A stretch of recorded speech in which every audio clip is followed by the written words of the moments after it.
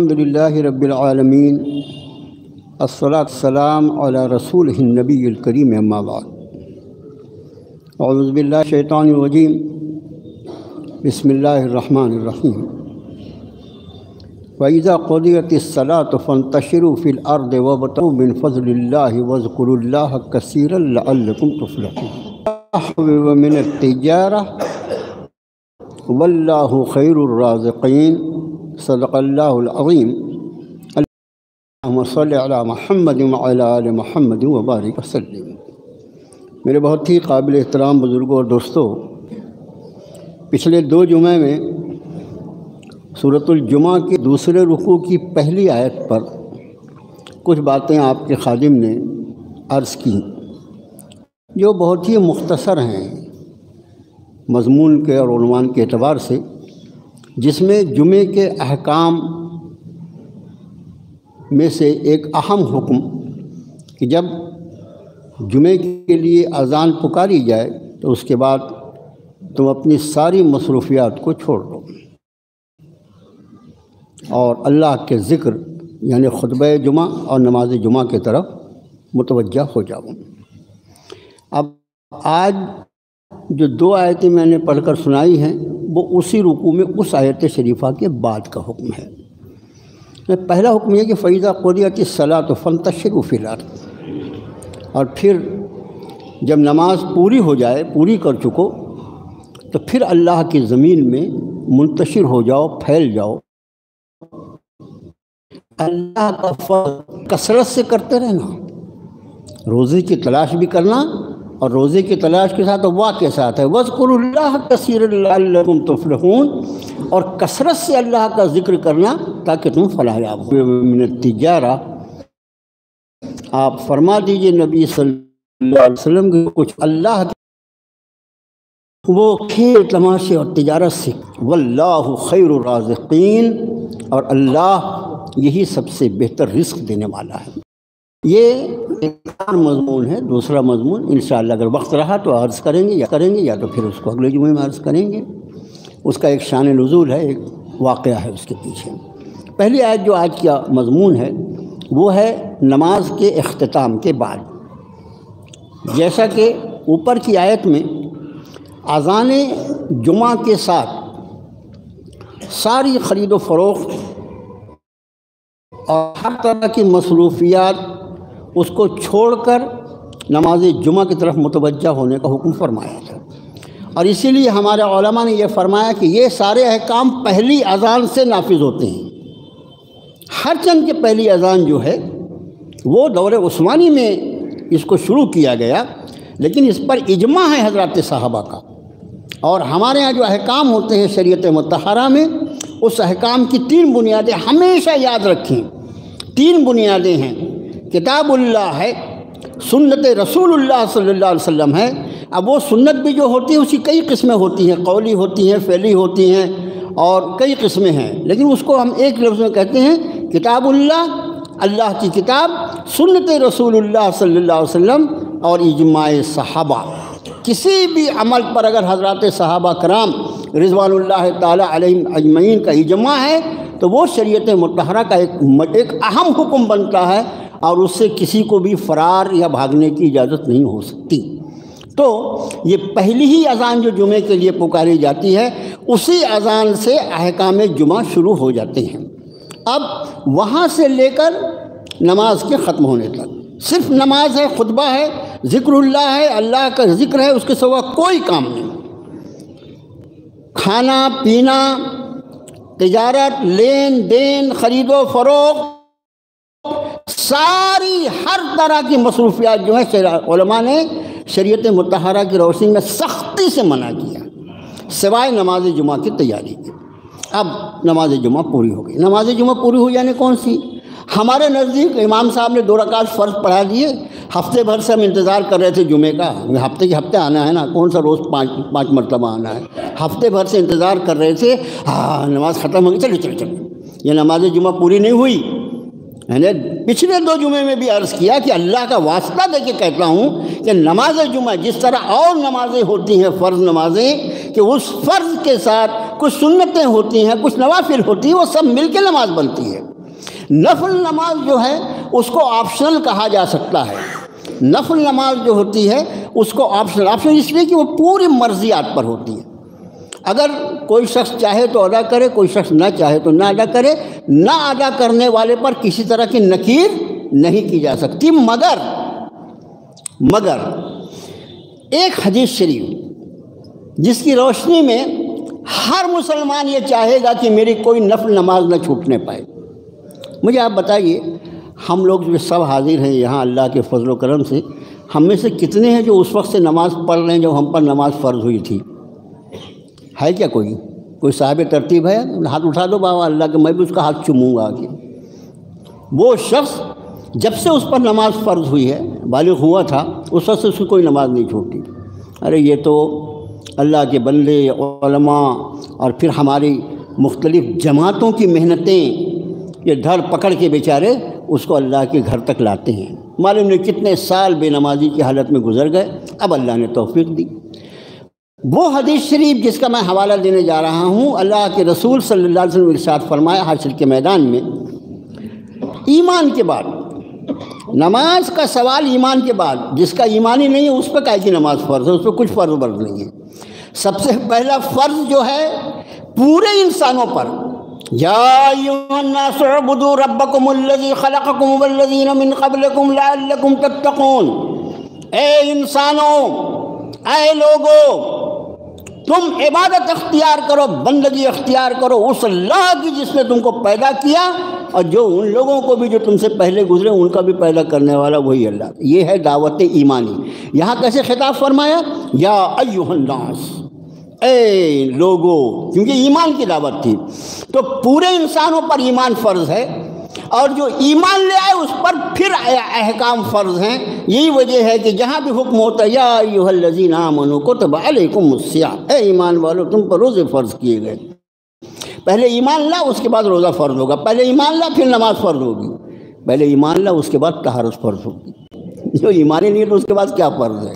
اللہ معاف فرمائے، وہ تو خسرت دنیا والآخرہ، قرآن نے کہا دنیا اور آخرت کے ایسے خسران اور نقصان میں پڑ گیا جس کا کوئی جواب نہیں ہو سکتا۔ اللہ ہی بچا کے رکھے اپنے فضل و کرم۔ بہرحال عرض یہ کر رہے تھے کہ حشر کے میدان میں ایمان کے بعد سب سے پہلا جو سوال ہوگا وہ ہوگا نماز کے بارے میں۔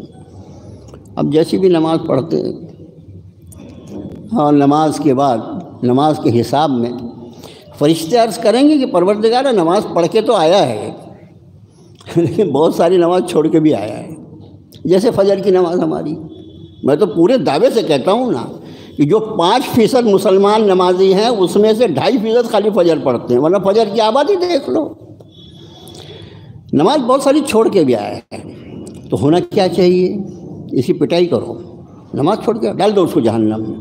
وہ کریم آقا ہے، رحیم والا ہے، اپنی رحمتوں اور اپنی مغفرتوں کے لیے وہ صرف بہانہ ڈھونڈتے ہیں۔ کوئی بہانہ مل جائے میرے بندے میں تجھ کو معاف کر دوں، میں نے تجھ کو عذاب دینے کے لیے تھوڑی پیدا کیا ہے۔ ما یفعل اللہ بعذابکم ان شکرتم وآمنتم وکان اللہ شاکرا علیما۔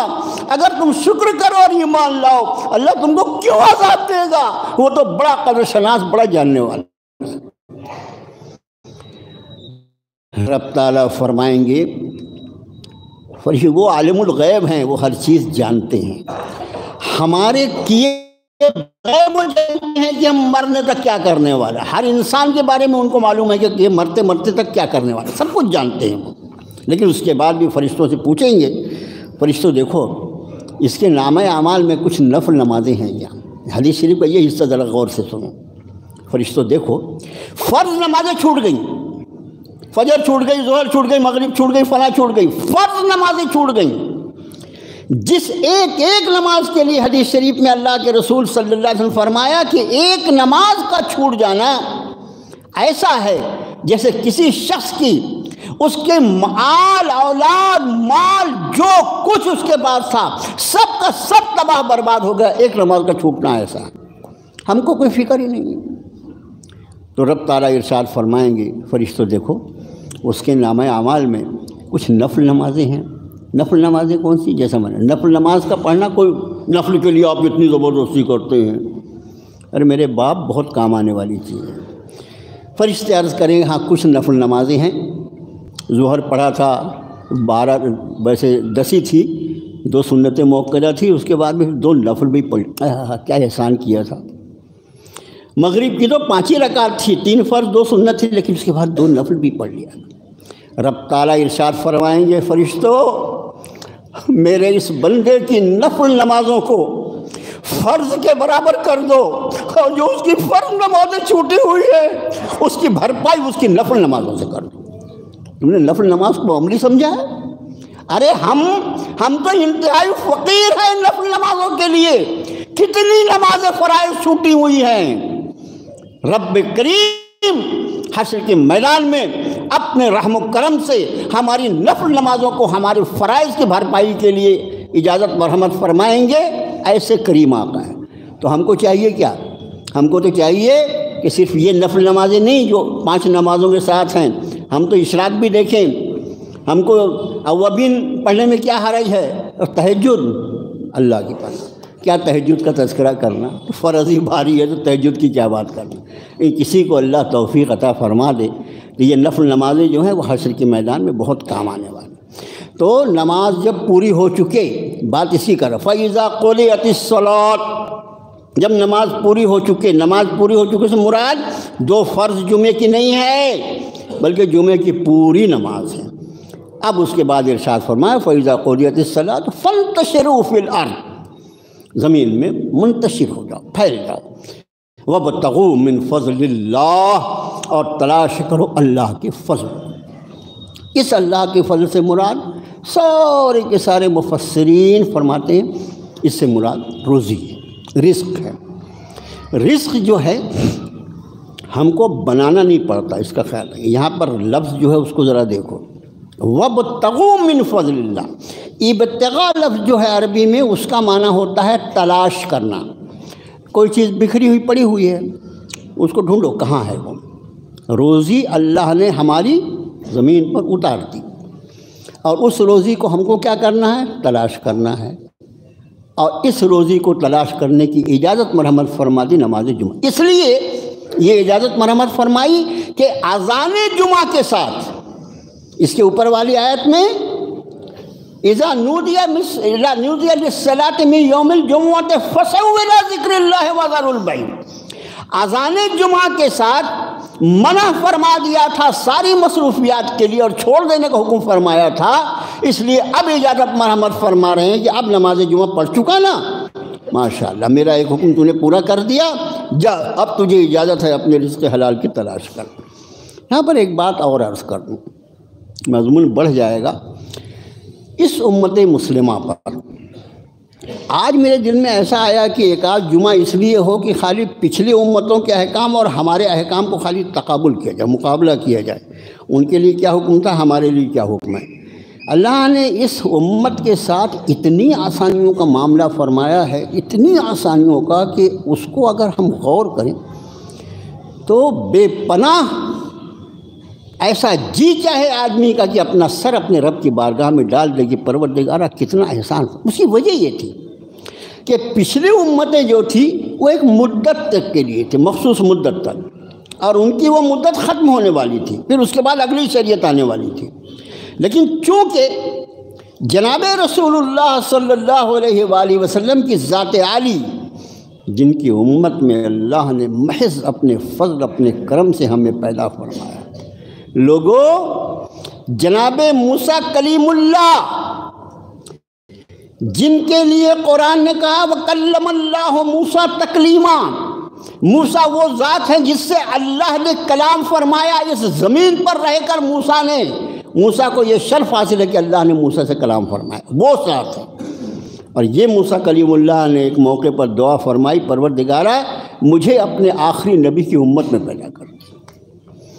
جس نبی کی امت میں پیدا کرنے کی ہونے کی دعا اللہ کا کلیم کرتا ہے، اس امت میں مجھے تمہیں بغیر دعا کے رب تعالیٰ نے پیدا فرمایا، محض اپنے فضل و کرم سے۔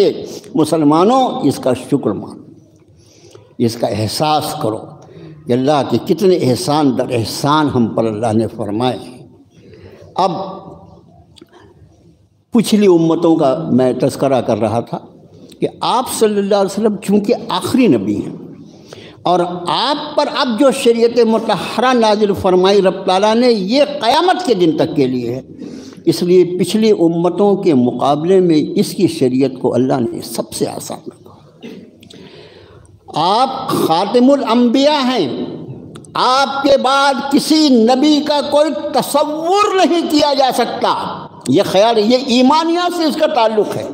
وہ جو بیچ بیچ میں جھوٹے کھڑے ہو جاتے ہیں نا، اپنے قادیان میں بھی ایک پیدا ہو گیا تھا، قادیان میں پیدا ہوا، ارے کچھ تو نبی کریم صلی اللہ علیہ وسلم کی حیات طیبہ میں ایک پیدا ہو گیا، آپ کے سامنے ایک پیدا ہو گیا، میں بھی نبی ہوں، معاملہ بٹا ہوا ہے، یہ آپ کی طرف ہے، یہ آپ کی طرف ہے۔ بہرحال تو یہ جھوٹے نبی جو ہیں یہ قیامت تک پیدا ہوتے رہیں گے، جھوٹے نبی بھی آتے رہیں گے، جھوٹے مہدی بھی آتے رہیں گے، لیکن یہ ہمارا ایمان ہونا چاہیے کہ جناب رسول اللہ صلی اللہ علیہ وسلم کی ذات عالی کے بعد کسی دوسرے نبی کا اگر آدمی تصور بھی کر لے گا کہ کوئی ہو سکتا ہے تو اس کا بھی ایمان خطرے میں پڑ جائے۔ بہت سخت معاملہ ہے یہ۔ بیچ بیچ میں پیدا تو کوئی ایک حنیف پیدا ہو گیا اور کوئی شریف پیدا ہو گیا، کوئی بدماش پیدا ہو گیا، یہ سارے پیدا ہوتے رہیں گے۔ ہمارا عقیدہ جو ہے وہ اٹل ہے۔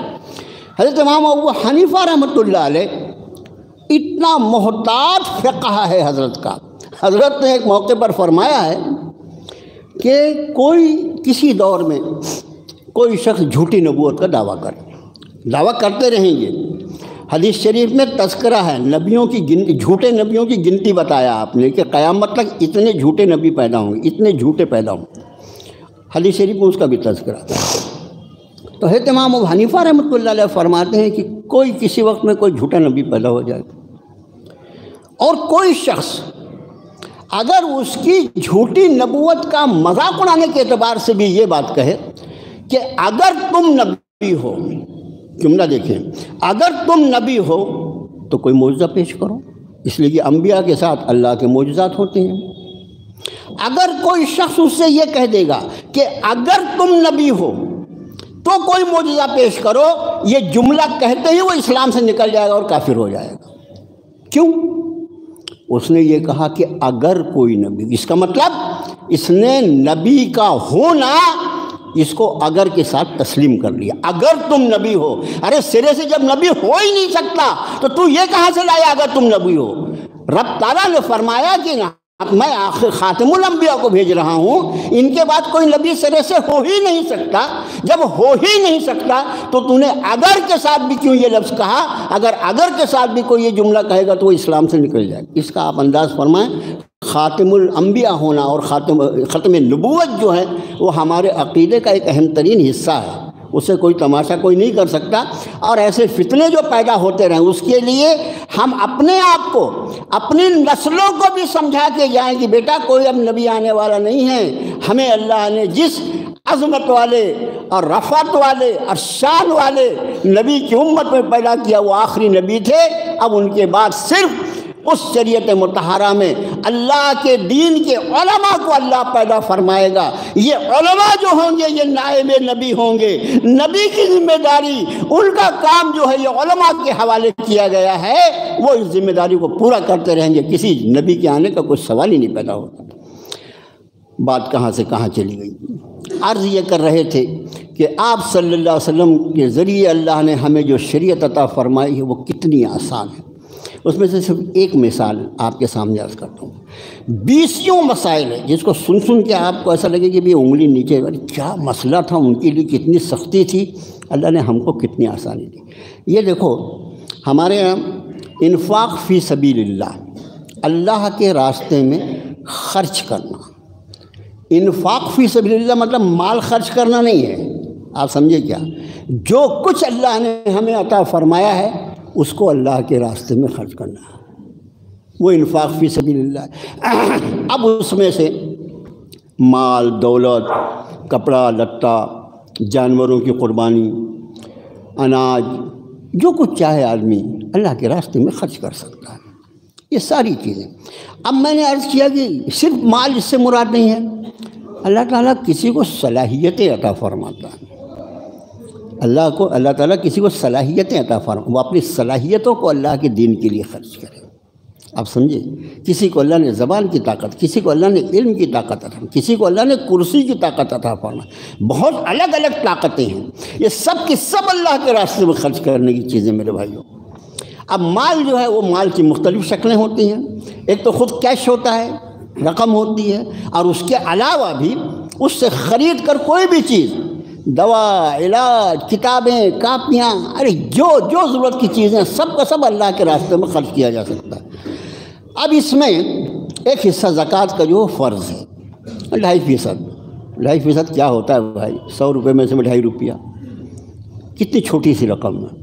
اور اس کے بعد باقی جو صدقات ہیں وہ صدقات نافلہ کہلاتے ہیں، زیادہ۔ نفل جو ہے اس کا لفظ نفل جو ہے نا، اس کا مطلب ہی زیادہ ہوتا ہے، ہمیشہ خیال رکھیں لغت کے اعتبار سے نفل یعنی زیادہ۔ اس کے علاوہ جو ہمارے صدقات ہیں، جیسے کچھ قربانی وغیرہ جو ہیں یہ واجب کہلاتی ہیں، اس کے علاوہ بھی صدقات اللہ کے راستے میں خرچ کرتے رہیں، یہاں تک کہ اللہ کے رسول صلی اللہ علیہ وسلم نے فرمایا تم اپنے مریضوں کا علاج صدقات سے کیا کرو، اس لیے کہ مرض، بیماری یہ ایک پریشانی کی چیز ہے، ایک تکلیف کی چیز ہے۔ رب تعالیٰ اللہ کے رسول صلی اللہ علیہ وسلم فرماتے ہیں کہ صدقہ بلاؤں کو رد کر دیتا ہے۔ ایک حدیث شریف میں تو آپ نے عجیب و غریب بات ارشاد فرمایا بندہ اللہ کے راستے میں مال خرچ کرتا ہے، صدقہ کرتا ہے، اس کا صدقہ اوپر کی طرف چلتا ہے، اس لیے کہ ہمارے جتنے اعمال ہیں، اعمال خیر بھی اور اعمال شر بھی، ہمارے خیرات بھی اور ہماری شرارتیں بھی سب اوپر جاتی ہیں، اس کا خیال رکھنا۔ زمین پہ ان کا ظہور ہوتا ہے اور اٹھائی جاتی ہیں آسمان پر، ہمارے نیک اعمال بھی بد اعمالیاں بھی۔ تو آپ صلی اللہ علیہ وسلم فرماتے ہیں کہ بندہ صدقہ کرتا ہے، اس کا صدقہ اللہ تعالیٰ کی بارگاہ کی طرف چلتا ہے اور آسمان سے اس پر مصیبتوں کا نزول ہوتا ہے، اور وہ مصیبتیں جو ہیں اس صدقے کی برکت سے بیچ میں روک لی جائیں۔ اس لیے تم اپنے بیماروں کا علاج صدقے سے کیا۔ بیمار پر خود نہ ہو ہمارے پاس تو دوسروں سے چندہ کر کے لاکھوں روپیہ خرچ کرنے کو تیار ہیں، لیکن 1500 صدقہ کرنے کو تیار نہیں، معلوم ہی نہیں ہے۔ بہرحال ہم عرض یہ کر رہے تھے کہ یہ زکوٰۃ، اس کے بعد صدقات واجبات، صدقات نافلہ، یہ پوری کی پوری خالی زکوٰۃ کی رقم جو الحمدللہ امت مسلمہ ہر سال ادا کرتی ہے، زکوٰۃ کی رقم، یہ کوئی چیز بتانے کی تو رہتی نہیں، میں نے اتنے 1000 روپے زکوٰۃ دیا، اتنے لاکھ دیا، اتنے کروڑ دیا، ایسا تو کوئی بتانے کی چیز ہے نہیں، لیکن اللہ کا شکر ہے۔ یہ دوسری بات ہے کہ ہماری فضول خرچیوں نے ہمارے حالات کو بدتر کر کے رکھا ہے۔ اگر ہماری کمائی اور ہمارے اخراجات میں ایک توازن ہوتا، وہ توازن جو شریعت مطہرہ نے رکھا ہے، وہ توازن وہ جو شریعت مطہرہ نے رکھا ہے، اگر وہ توازن ہوتا تو آج کی تاریخ میں مسلمانوں میں کوئی ایک بھی بھوکا نہیں سوتا۔ توازن بگڑا ہوا ہے۔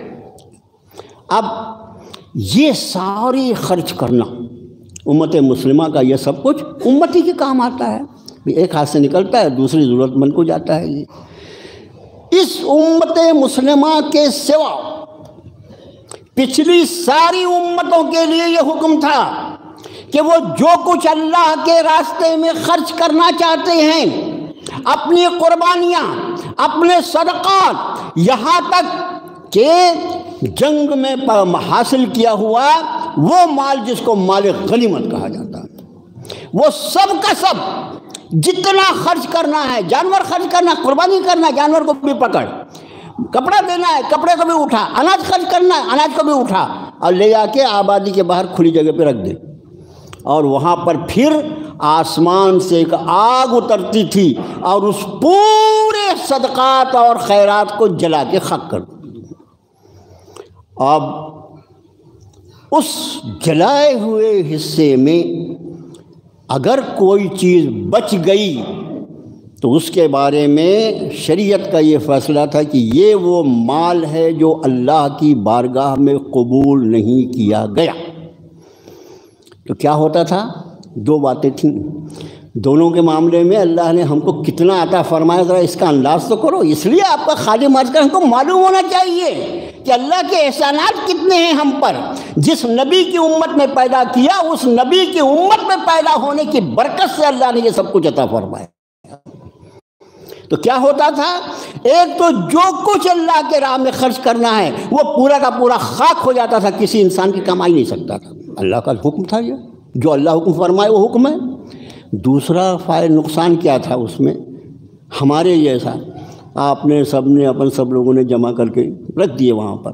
یہ ہم نے بھی ایک چھوٹا بکری کا بچہ لے جا کے رکھ دیا، معلوم ہوا کہ سارے نمازیوں کی قربانیاں جو تھی وہ جل کے خاک ہو گئیں، اور مولانا مصطفیٰ کا بکری کا بچہ ویسے میں کر رہا ہے۔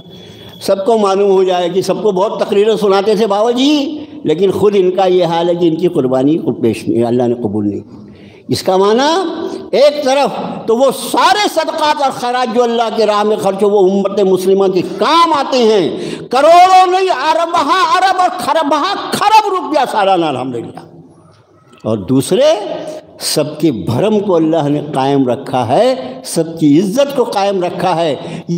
یہ ہم دعا کریں کہ اللہ جس طرح تو نے یہاں ستاری کا معاملہ فرمایا ہے وہاں بھی ستاری کا معاملہ فرمانا، سب کے سامنے ہم کو ذلیل مت کر دینا۔ یہاں دنیا ہم کو بہت متقی اور پرہیزگار سمجھ رہی ہے اور یہ سمجھتی ہے کہ ہمارے سارے اعمال تیرے بارگاہ میں قبول ہو رہے ہیں۔ پروردگارا، اس بھرم کو تو نے جیسے اس دنیا میں قائم رکھا ہے، حشر کے میدان میں بھی قائم رکھنا۔ یہ فائدہ ہوا اس امت کو کہ اس کی ساری عبادات جو وہ پردے میں رہ گئیں، ان کی عبادتیں بے پردہ ہو جایا کرتی۔ آپ سمجھے، اب اصل مضمون جو تھا فَإِذَا قُضِيَتِ الصَّلَاةُ فَانتَشِرُوا فِي الْأَرْضِ وَابْتَغُوا مِنْ فَضْلِ اللَّهِ، اور جب تم نماز پوری کر چکو تو اللہ کی زمین میں منتشر ہو جاؤ۔ وَابْتَغُوا مِنْ فَضْلِ اللَّهِ، اور اللہ کا فضل، اللہ کا فضل سے مراد یہاں کیا ہے؟ اللہ کے فضل سے مراد روزی، جو اللہ نے ساری زمین پر ہمارے رزق کو اللہ نے بکھیر رکھا ہے، اس کو ہمیں صرف ابتغاء، اس میں کچھ تلاش کرنا یعنی جو ہماری روزی کے حاصل کرنے کا ذریعہ ہے اتنا ہاتھ پیر ہم کو ہلانا ہے۔ اب کوئی بولے میں ہاتھ پیر نہیں ہلاتا اور اللہ پہ توکل کرتا ہوں، تو یہ توکل نہیں ہے، لفظ توکل کا مذاق ہے، آپ سمجھے؟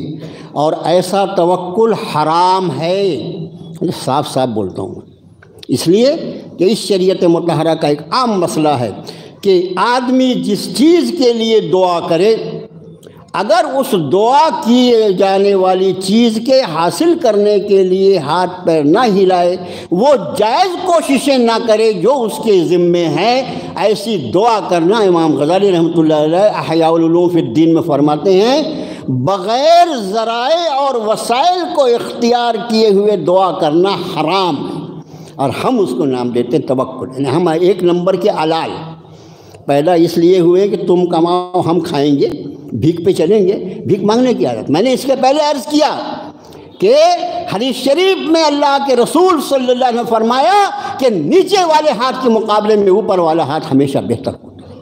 اوپر والا ہاتھ دینے والا، نیچے والا مانگنے والا۔ مانگنا جو ہے یہ پسندیدہ نہیں ہے، بہت مجبوری، مسکین کس کو کہتے ہیں، فقیر کس کو کہتے ہیں، جس کے لیے صدقات واجبہ یا زکوٰۃ وغیرہ لینے کی اجازت ہے، اس کی تعریف ہے شریعت مطہرہ میں۔ یہاں تو بہت سے ایسے جن پر خود زکوٰۃ دینا فرض ہے، وہ مردود جو ہیں وہ فقیر بن کے زکوٰۃ لے رہے ہیں، اس لیے توازن بگڑتا ہے۔ توازن اس لیے بگڑتا ہے کہ مجھے اللہ نے جس مقام پر رکھا ہے مجھے اس مقام پہ رہنا چاہیے، بجائے مجھے اللہ نے دینے والا بنایا اس کے مقابلے میں لینے والا بن کے بھیک مانگنا شروع کر دوں تو ظاہر ہے جو اصل حقدار ہے اس کا حق مارا جائے گا، اور جب اس کو نہیں پہنچے گا اس کا حق میں اگر استعمال کروں تو مجھ پر دوہرا گناہ ہوگا، سمجھ گئے؟ بہرحال آج بات اسی پہ ختم۔ اب وہ جو آیت شریفہ ہے فَإِذَا قُضِيَتِ الصَّلَاةُ فَانتَشِرُوا، اور اس کے بعد آخری حصہ جو وَاذْكُرُوا اللَّهَ كَثِيرًا، بہت کثرت سے اللہ کا ذکر کرو، انشاءاللہ اس کو اگلے جمعے عرض کریں گے، اور اگلے جمعے اللہ نے توفیق دی تو اس مضمون کو اللہ کی توفیق سے پورا کریں گے۔ ہمارے شہر میں مدرسہ حسنین سنگم نگر پیلی ندی ناگپور میں واقع ایک دینی ادارہ ہے جس میں مقامی و بیرونی طلبہ زیر تعلیم ہیں، اور مدرسے مدرسہ کرائے کی عمارت میں چل رہا ہے، زمین کی خریدی کے لیے کثیر رقم کی ضرورت درپیش ہے۔ ذمہ داران مدرسہ مسجد کے گیٹ پر موجود رہیں گے۔ اہل خیر حضرات سے گزارش ہے کہ مالی تعاون فرما کر ثواب دارین حاصل کریں۔ مدرسہ حسنین، سنگم نگر، پیلی ندی۔